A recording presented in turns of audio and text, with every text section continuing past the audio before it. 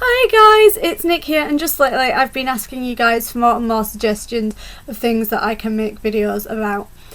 And just lately one of the things that one of you got in touch and asked me to make was a video about the surgeries that I've had due to my cerebral palsy and how I found them, etc, etc. Surgery is something that I've talked a lot about on my written blog, but I don't think I've talked about it too much on my YouTube channel. There is a link to my written blog down below in the description box if you want to go and check it out. And for now I will move on to talking about the surgery. So I've had, I suppose you could say, 3 surgeries as a result of my CP. The first 2 were within sort of 6 weeks of each other, and the third one was later, and that wasn't one that was going to necessarily have to be done, so I will talk about them in the order that I had them done. So my first surgery I think was in the August of 2007. I had just finished my GCSEs and I was 16 years old, and I was having something that I think was called let me get this right, a bilateral hip derotational osteotomy. Now, I personally think that that name makes it sound a lot more scary and a lot more serious than it was. And this surgery was basically to correct my knees, because say a person's kneecaps faced frontwards like this. Well, the way that I'd stood because of my CP meant that I stood like this, and so I'd actually become knock-kneed, and my kneecaps faced inwards and sort of faced each other rather than facing my knees. My knees rather than facing outwards like a normal knee would do. And so my surgeon said that he would break my hip bones and my femurs, which are the bones in the top of your leg, and would reset my legs so that instead of my knees pointing inwards like this, they would then point outwards like that. And so that was the first surgery I had done, and I wasn't allowed to weight bear for 6 weeks, which meant I wasn't allowed to stand up and I wasn't allowed to walk. So I had to slide from chair to chair on something called a banana board, and I wasn't really allowed to put any weight down. The idea was then that surgery number 2 would happen 6 weeks later. But anyway, still on surgery number 1 here. So I wasn't allowed to weight bear for 6 weeks at least, while the bones healed and everything, because I had metal plates screwed into my hips to help with that. So obviously that made for a really awkward 6 weeks, because my bedroom at home and the bathroom were upstairs, and so the hospital provided me with a bed that was put into my dining room, and that became my bedroom for quite a long time. It was a long time before I actually moved back into my own bedroom, and it was so strange when I did. But my family had to help me up and down the stairs to get into the bath and everything, and for me it was a complete loss of independence for the first couple of days, especially, at least, what can I say, because to help me with the pain management, the hospital staff gave me an epidural, which is one of those that you quite often hear about women getting when they're in labour, and it's a needle in the bottom of your spine that or the bottom of your back that stops you from sort of feeling anything. So that was good, but obviously that also meant that I couldn't get out of bed, so I had a catheter inserted so that I wouldn't need to go to the toilet. And let me say, there is nothing stranger than when you realise, because it didn't occur to me that they would insert a catheter at 16 so that I didn't need to pee.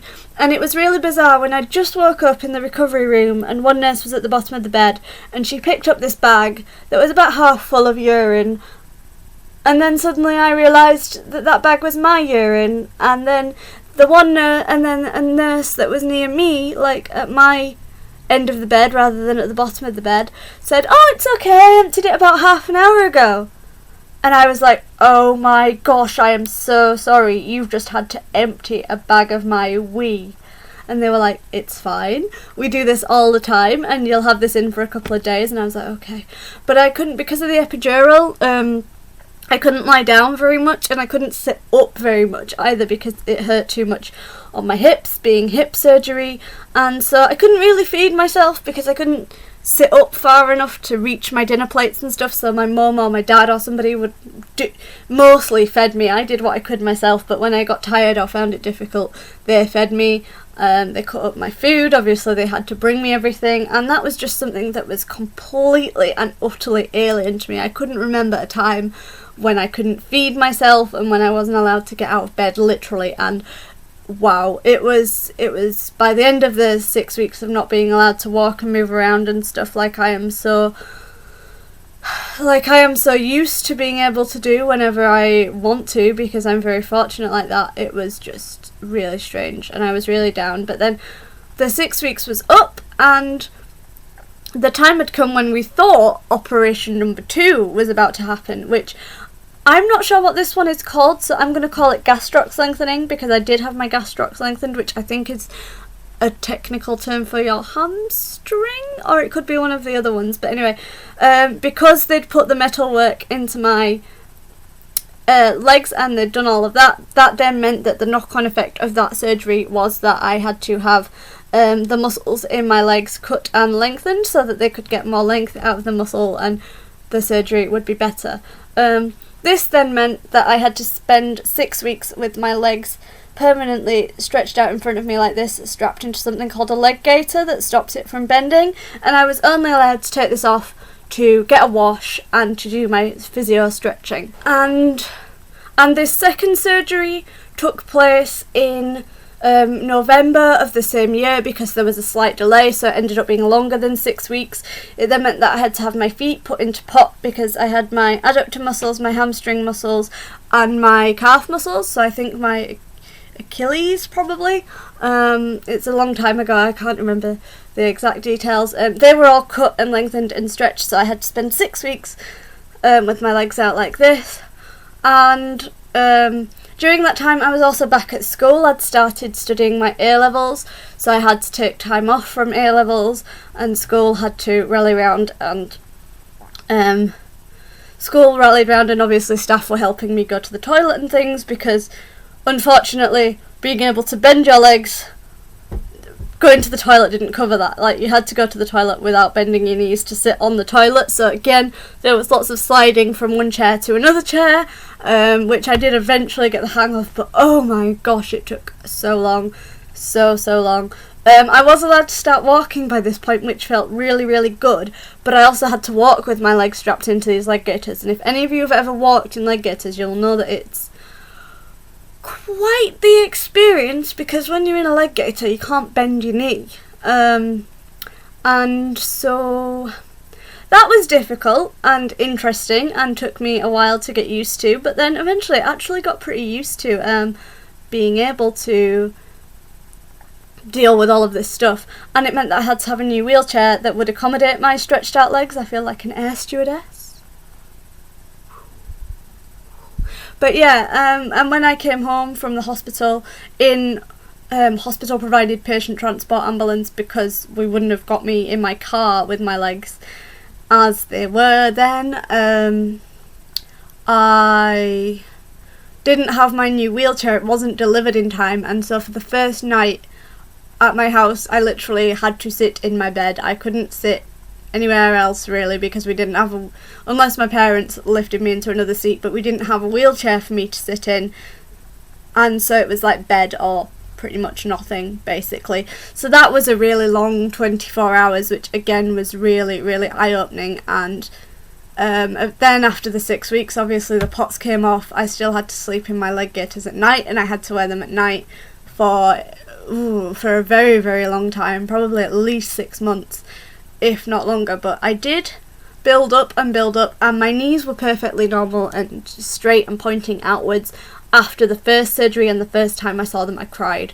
I was sat in the shower in loads of pain with my mum, and I was in a wheelchair that had like a hole in the bottom so you could sit in it and go to the toilet still and various things, and like my knees were just banging against this wheelchair and it was really painful. And then I was like, oh my god, what have I done? I've made such a mistake, this is horrible. And then I looked down and I saw my knees and I cried, and they were happy tears, like they were tears of joy, because I never thought that I would have normal knees ever again, and I was really self-conscious about my knees. And then I was like, wow, and it was worth everything.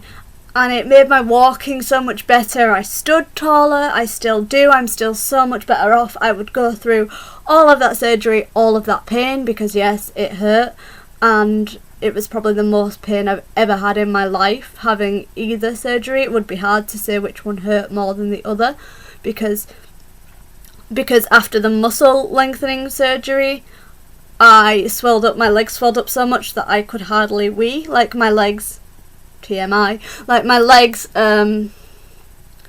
swelled up so much. My legs swelled up so much that they met in the middle basically, and that was awkward. We had to stay in hospital for quite a long time while we waited for the swelling to go down, and then I did come out, and then I was trying to take my A-levels, and it was all just really hectic. Oh, my AS levels, my first year of A-levels.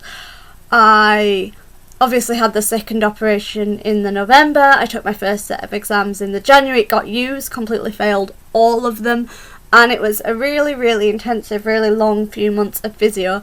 And then I think I started to walk unaided again, because I could walk unaided in the first place. I think was about May time the following year, so probably May 2008 I think I walked again unaided on the way back from a family holiday across the service station to get to the disabled toilet, because, you know, cool. I could go to the toilet by myself pretty much at that point too, which was also good, because I missed being able to go to the toilet by myself rather a lot. And it was a really long and really intense year, but I caught up on all the work I didn't do particularly well on in my A-levels, and ended up getting 3 C's at A-level, and I knew I was going away to uni, and that was fine. Along comes Operation 3. Operation 3 happened within the summer just before I went to university. It wasn't necessarily an operation that had been sort of planned for a very long time, but by this point I was having a lot of trouble with my hips. Like, they would lock, and then I wouldn't be able to move them until I'd made them crack or clunk, like literally clunk. And it would usually happen going up and down the stairs, trying to roll over, and it was really, really painful. And I went back to see my surgeon for a checkup, and I explained this problem, and I was thinking he's going to say, you know, something really bad has happened or something like that. But at the time, because of all the extra exercise I was doing and everything else, I was quite thin, quite a lot thinner than I am now. And he looked at me and he stretched my hips and he said, well, it's because there's not very much fat sort of between your metal plates and your hips. So we are just going to have to, we're going to take the metal plates out now, which we would usually leave them in and never take them out if you didn't have any bother. But because you're having bother, we will take them out for you, and that pain should stop. And it did. But when I had the plates taken out, I was fully expecting to be in loads and loads and loads of pain, to not be able to walk very quickly. I walked probably the day after the operation. Like, it didn't particularly hurt very much. It was fine. I only had to sleep downstairs for about 2 weeks because getting up the stairs was a bit painful, but and then I was back in my bedroom and off away, and I went to uni, and yeah. So that was a really, really long video. I'm sorry about that, but I didn't realise quite how much I had to say on the topic of my surgery there.